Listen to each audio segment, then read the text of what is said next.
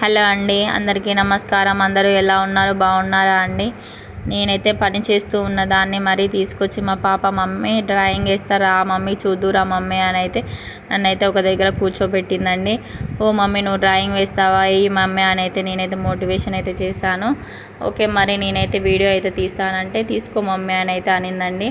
First అయితే tiffin box lid అయితే తీసుకొచ్చి ఒక సర్కిల్ అయితే డ్రా చేసింది. అందులో ఒక మిడిల్లో అయితే ఒక లైన్ అయితే గీసిందండి.